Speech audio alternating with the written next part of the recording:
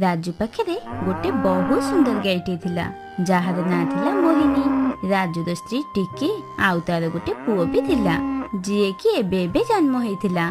ता पुओ बहुत सुंदर थिला। ए जंगलर सबु चढ़ई गोपालक थिले।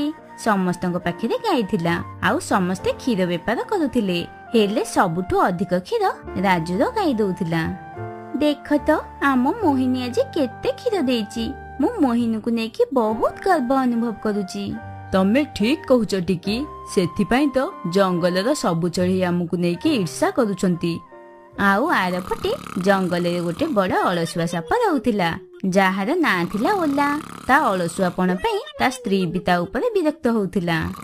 मु तमको नेकी बहुत दुख रे अछि। मु जहा भी आनुची ताकू सब एका थर करे खाई दउच आउ हेकुटे भी मारुन। हेले एमिति मु आउ केते दिन तमको पालुथिबी। ओहो तमे सुनुच ना पुणी थरे सोई पडिलो? हाँ हाँ सुनुची। एबे तमे कौन चाहुच मु मो जीवन दे देबी? हेले स्त्री हिसाब रे तमर भी किछि कर्तव्य अछि।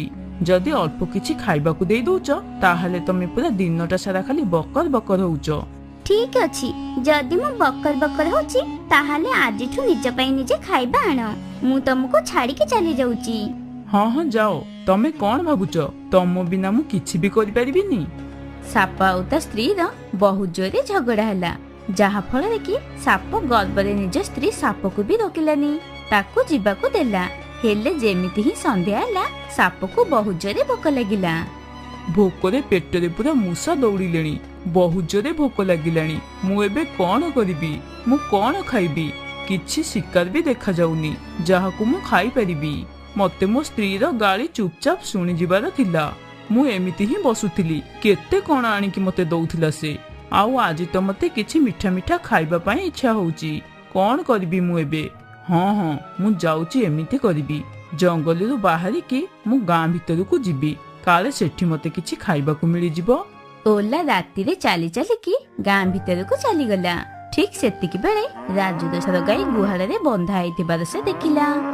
अरे बा गाई आउ ता क्षीर।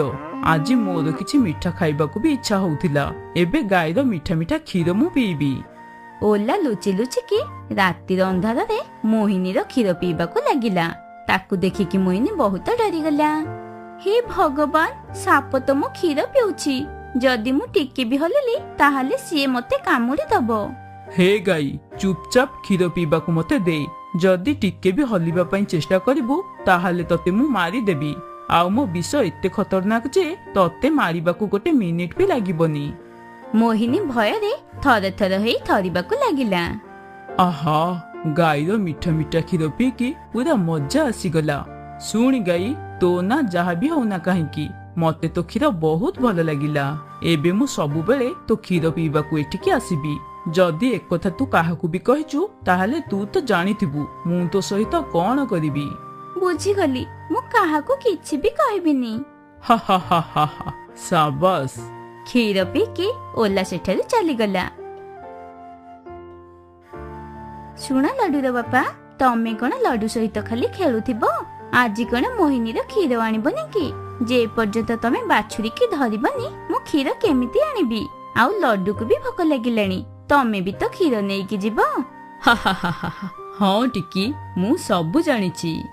जेमिति टिकी आउ राजू मोहिनी पाखକୁ क्षीर आनिबाकू गले देखिले मोहिनी क्षीर दउनी। हे मोहिनी कौन हैला? तू आज क्षीर कौन पे दउनु? तो छुआ आज क्षीर पी देइछि ना कौन? तमे कौन देखि पारुनो बाछुरी परा बंधा हेइछि से केमिति क्षीर पी परिबो? एइटा भी हेइ थाइ पारे कि आज तार क्षीर दबा पई इच्छा होउ नथिबो नहले तार देह भल लागु नथिबो। तमे बदे ठीक कथा कहूच। मोहिनी सब जानिथिला हेले साप देइथिबा धमक जगु से किछि भी कहि परिलानी। बास डर रे सेमिति छिड़ा हेइथिला। से दिन राति रे ओला साप पुणी थरे मोहिनीर मीठा मीठा क्षीर पीबाकू आसिला। ई साप तो पुणी थरे आसीगला। हे भगवान मु कौन करिबी? क्षीर लोभरे ये तो सब बेले आसीबो। मु कौन करिबी या पई? हे गाई चुपचाप सीधा आइके छिड़ा हेइके रह। मते क्षीर पीबाकू दे नहेले। साप चुपचाप मजारे क्षीर पीबाकू लागिला। मजा आसीगला। शाबाश गाई बास एमिति सबु बेले मते क्षीर पीबाकू दबु। तते मु किछि भी कहिबिनी। ଆଉ ଯୋଉ ଦିନ ତୁ ମୁହଁ ଖୋଲିବୁ ସେଦିନ ମୁଁ ତତେ ତ ମାରିଦେବି, ତୋ ସହିତ ତୋ ବାଛୁରୀକି ବି ମାରିଦେବି। ନାଇଁ ନାଇଁ, ମୁଁ କାହାକୁ କିଛି ବି କହିବିନି। ତମେ ବାସ୍ ମୋ ଛୁଆର କିଛି ବି କ୍ଷତି କରନି। ହା ହା ହା ହା ହା, ହଉ ହଉ ଠିକ ଅଛି, ମୁଁ କିଛି ବି କରିବିନି। ଏବେ ମୁଁ ଯାଉଛି, କାଲି ପୁଣି ଥରେ ଆସିବି। ତା ପରଦିନ ସକାଳେ ଟିକି ଆଉ ରାଜୁ ମୋହିନୀ ପାଖକୁ କ୍ଷୀର ଆଣିବାକୁ ଗଲେ, ହେଲେ ମୋହିନୀ କ୍ଷୀର ଦଉନଥିଲା। ଏସବୁ ଦେଖିକି ସେ ଦୁଇ ଜଣ ବହୁତ ଆଶ୍ଚର୍ଯ୍ୟ ହେଇଗଲେ। ମୋହିନୀ, ତୁ ଆଜି ବି କ୍ଷୀର ଦେଲୁନି, କଣ ହେଇଛି ତୋର?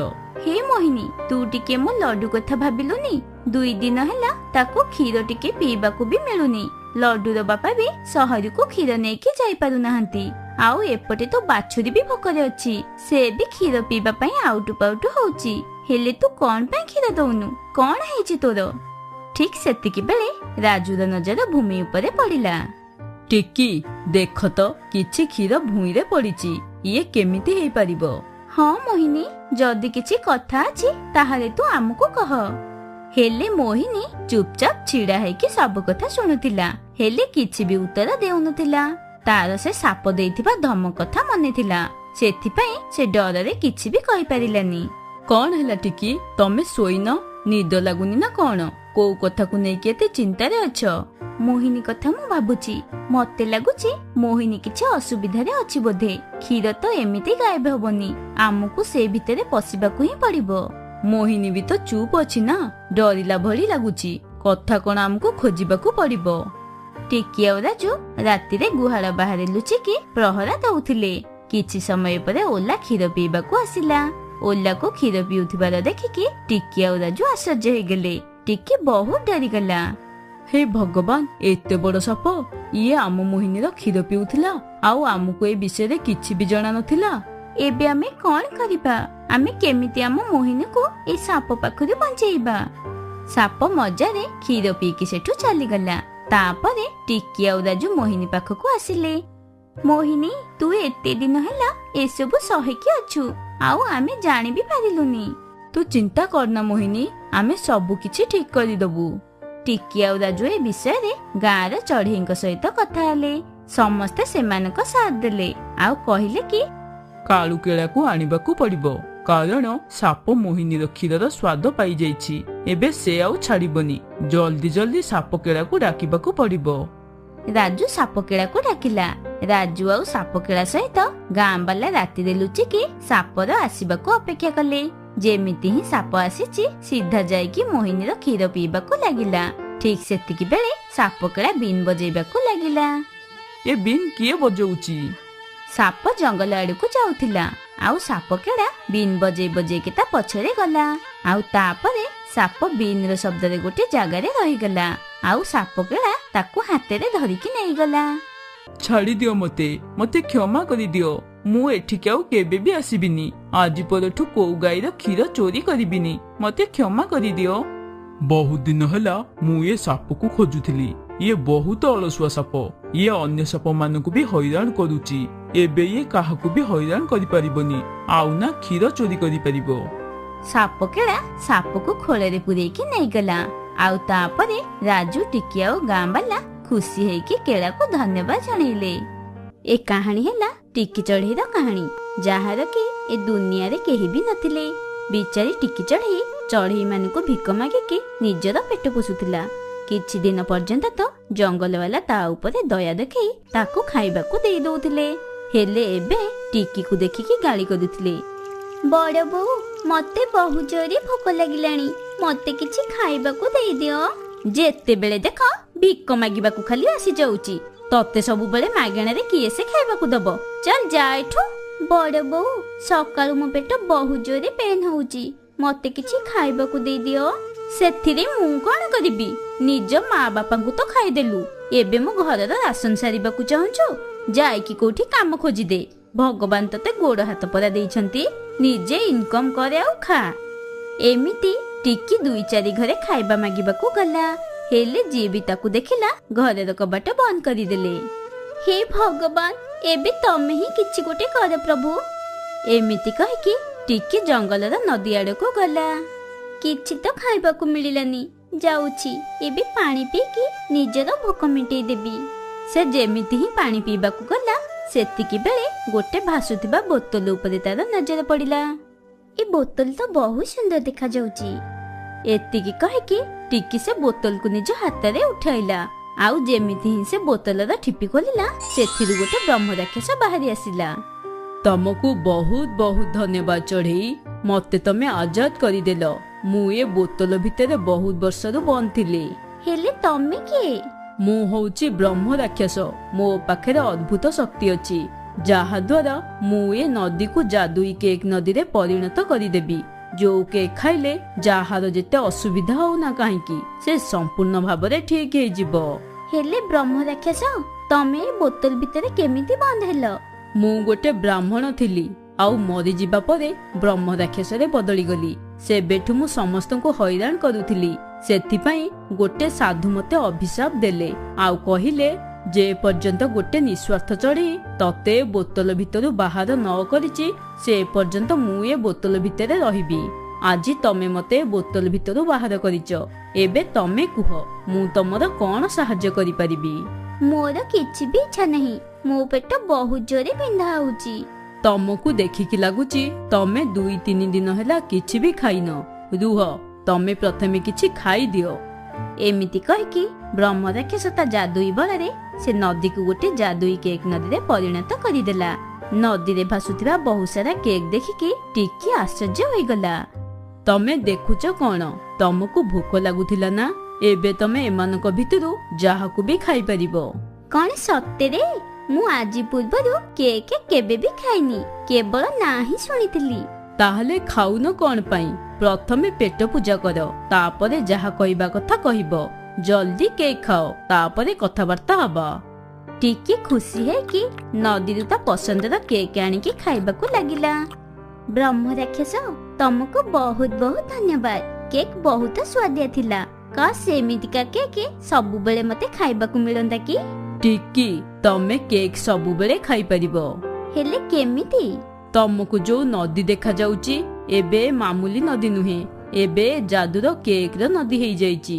ତମେ ଯେତେବେଳେ ବି ଚାହିଁବ ଏଥିରୁ ତମ ପସନ୍ଦର କେକ୍ ଖାଇପାରିବ, ଆଉ ଏ କେକ୍ ବିକିକି ଇନକମ ବି କରିପାରିବ। ତମକୁ କାହାକୁ ଭିକ ମାଗିବାକୁ ପଡିବନି। ଆଉ ହଁ, ଏ ଯାଦୁଇ କେକ୍ ଦ୍ୱାରା ତମେ ରୋଗରେ ପଡିଥିବା ଚଢେଇ ମାନଙ୍କୁ ଭଲ କରିପାରିବ। ଏ ନଦୀ ସବୁବେଳେ ଯାଦୁଇ କେକ୍ ରେ ଭରି ରହିବ। ଏମିତି କହିକି ବ୍ରହ୍ମ ରାକ୍ଷସ ଗାୟବ ହେଇଗଲା। ତା ପରଦିନଠୁ ଟିକି ନଦୀରୁ ଯାଦୁଇ କେକ୍ ଆଣିକି ବିକ୍ରି କରିବା ଆରମ୍ଭ କରିଦେଲା। ରଙ୍ଗ ବେରଙ୍ଗର କେକ୍ ଦେଖିକି ସବୁ ଚଢେଇ ଆଶ୍ଚର୍ଯ୍ୟ ହୋଇଗଲେ। ଆଉ ଏମିତି ଟିକିର ସବୁ କେକ୍ ବିକ୍ରି ହେଇଗଲା। ଟିକିର ଖରାପ ଦିନ ସରିଗଲା, ଆଉ ସେ ଭଲରେ ରହିବାକୁ ଲାଗିଲା। ଗୋଟେ ଦିନର କଥା, ସେ ସବୁଦିନ ଭଳିଆ ନଦୀରୁ କେକ୍ ଆଣିକି ଦୋକାନରେ ବିକ୍ରି କରୁଥିଲା। ସେତିକି ବେଳେ ଗୋଟେ ହାତ ନଥିବା ପାରାଟେ ଆସିଲା ଆଉ କହିଲା, ଚଢେଇ, ଭଗବାନ ତମର ଭଲ କରିବେ। ମତେ କିଛି ଟଙ୍କା ଦେଇଦିଅ, ମୋର କ୍ୟାନ୍ସର ହେଇଛି। ମୁଁ 2 ଦିନ ହେଲା କିଛି ବି ଖାଇନି। ମଉସା, ତମେ ଟଙ୍କା ନେଇକି କଣ କରିବ? ତମେ କେକ୍ କୁ ଖାଇଦିଅ, ତାପରେ ଦେଖିବ ତମର କଣ ହଉଛି। ଚଢେଇ, ମୁଁ ଏ କେକ୍ ଖାଇକି କଣ କରିବି? ମୁଁ ବହୁତ ରୋଗରେ ଅଛି। ମତେ କିଛି ଟଙ୍କା ଦେଇଦିଅ, ଯାହା ଦ୍ୱାରା ମୁଁ ମୋର ଚିକିତ୍ସା କରିପାରିବି। ତାହେଲେ ଗୋଟେ ଥର ମୋ ଦୋକାନରେ କେକ୍ ଖାଇକି ଦେଖ, ତମର ରୋଗ ଠିକ ହେଇଯିବ, ଆଉ ତମର ହାତ ବି ଠିକ ହେଇଯିବ। ଟିକିର କଥା ଶୁଣିକି ପାରା ସେ କେକ୍ ଖାଇଲା, ଆଉ ଦେଖୁ ଦେଖୁ ତା ଦେହ ହାତ ଠିକ ହେଇଗଲା। ଚଢେଇ, ତମର ଏ କେକ୍ ପୁରା କମାଲ କରିଦେଲା। ଏ ମୋର ଦେହ ସମ୍ପୂର୍ଣ୍ଣ ଠିକ କରିଦେଲା। ଭଗବାନ ତମକୁ ସବୁବେଳେ ଖୁସିରେ ରଖନ୍ତୁ। ପାରା ଟିକିକୁ ଆଶୀର୍ବାଦ ଦେଇକି ସେଠାରୁ ଚାଲିଗଲା। ଧୀରେ ଧୀରେ ଟିକିର ଯାଦୁଇ କେକ୍ କଥା ପୁରା ଜଙ୍ଗଲରେ ପ୍ରଚାର ହେଇଗଲା। ଏମିତିକି ଦୂର ଦୂର ଜଙ୍ଗଲରୁ ନିଜ ରୋଗ ଠିକ କରିବା ପାଇଁ ଚଢେଇ ମାନେ ଟିକି ପାଖକୁ ଆସିବାକୁ ଲାଗିଲେ। ଆଉ ଟିକି ମାଗେଣାରେ କେକ୍ ଦେଇକି ସମସ୍ତଙ୍କ ରୋଗ ଠିକ କରୁଥିଲା। କିଛି ଦିନ ଭିତରେ ଟିକିର କେକ୍ କଥା ସବୁଆଡେ ପ୍ରଚାର ହେଇଗଲା।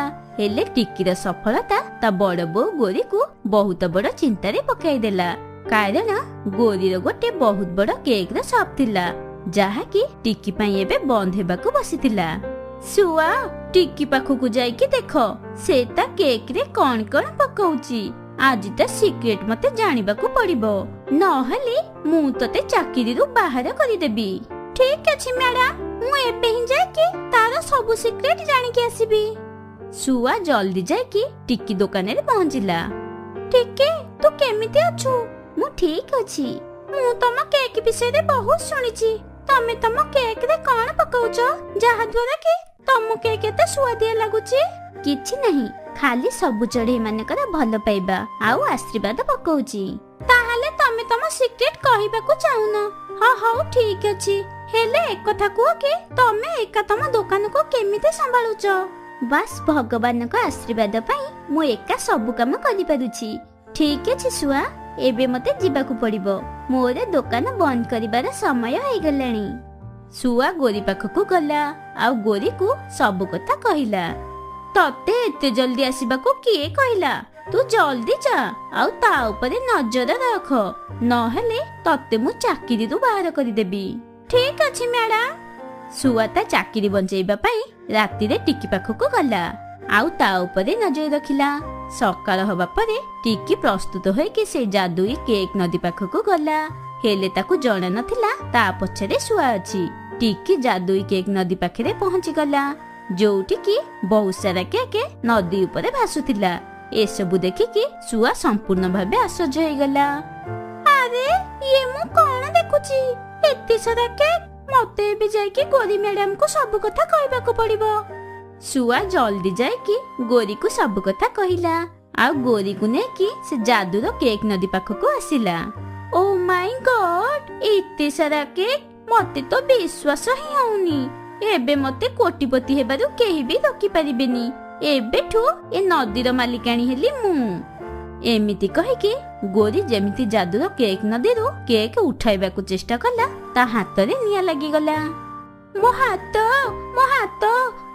ବହୁତ ଜୋରେ ପୋଡା ହଉଛି। ଶୁଆ କିଛି ଗୋଟେ କରେ, ନହେଲେ ମୋ ହାତ ପୋଡିଯିବ। ସେତିକି ବେଳେ ଯାଦୁଇ କେକ୍ ନଦୀ କହିଲା, ନଦୀରୁ କେକ୍ ଚୋରେଇବାକୁ ତମର ସାହସ କେମିତି ହେଲା? ଏବେ ତ କେବଳ ହାତ ପଡିଛି। ଯଦି ବଞ୍ଚିବାକୁ ଚାହୁଁଛ ତାହେଲେ ଏଠୁ ଜଲ୍ଦି ପଳେଇ ଯା। ମ୍ୟାଡାମ ଜଲ୍ଦି ଚାଲ, ଏଠୁ ଆମେ ପଳେଇ ଯିବା, ନହେଲେ ଏ ନଦୀ ଆମକୁ ଜାଳିଦବ। ଇଡିଏଟ୍, ପ୍ରଥମେ ମୋ ହାତରେ ଲାଗିଥିବା ନିଆଁକୁ ଲିଭା, ତାପରେ ଦେଖିବା କଣ କରିବା। ମୁଁ ଏତେ ଜଲ୍ଦି ହାର ମାନିବିନି। ଏ ନଦୀକୁ ନିଜ କବ୍ଜାରେ କରିକି ହିଁ ମୁଁ ରହିବି। ଶୁଆ ଗୋରି ହାତରେ ଲାଗିଥିବା ନିଆଁ ଲିଭେଇବାକୁ ବହୁତ ଚେଷ୍ଟା କଲା, ହେଲେ ସେ ନିଆଁ ଲିଭିବାର ନାଁ ହିଁ ନେଉନଥିଲା। ସେତିକି ବେଳେ ଟିକି ସେଠି ଆସି ପହଞ୍ଚିଗଲା। ଏଠି ଏସବୁ କଣ ହଉଛି? ଟିକି, ଏବେ ତମେ ହିଁ ମ୍ୟାଡାମକୁ ବଞ୍ଚେଇ ପାରିବ, ନହେଲେ ସେ ଜଳିଯିବେ। ଦୟାକରି ତାଙ୍କୁ ବଞ୍ଚେଇ ଦିଅ। ଏସବୁ ଲୋଭର ପରିଣାମ। ଠିକ ଅଛି, ମୁଁ କିଛି ଗୋଟେ କରୁଛି। ଟିକି ଯାଦୁଇ କେକ୍ ନଦୀକୁ କହିବାରୁ ଗୋରି ଦେହରେ ଲାଗିଥିବା ନିଆଁ ଲିଭିଗଲା, ହେଲେ ସେ ଟିକିକୁ ଧନ୍ୟବାଦ ଦେବା ବଦଳରେ ସେ ଟିକିଠୁ ପ୍ରତିଶୋଧ ନେବାକୁ ଚେଷ୍ଟା କଲା। ୟା ପାଇଁ ମୋ କେକ୍ ଦୋକାନ ବନ୍ଦ ହେଇଗଲା। ଯଦି ଏ ଯାଦୁଇ କେକ୍ ନଦୀ ମୋର ହେଇପାରିଲାନି, ତାହେଲେ ୟାକୁ ମୁଁ କାହାର ବି ହବାକୁ ଦେବିନି। ଯେତେବେଳେ ଟିକି ନଦୀରୁ କେକ୍ ନବାକୁ ଗଲା, ସେତିକି ବେଳେ ଗୋରି ତାକୁ ଧକ୍କା ଦେବାକୁ ଚେଷ୍ଟା କଲା। ଠିକ ସେତିକି ବେଳେ ଗୋରି ନଦୀରେ ପଡିଗଲା ଆଉ ନଦୀରେ ବୁଡିକି ମରିଗଲା। ଏମିତି ଗୋରିକି ତା କଲା କର୍ମର ଫଳ ମିଳିଲା।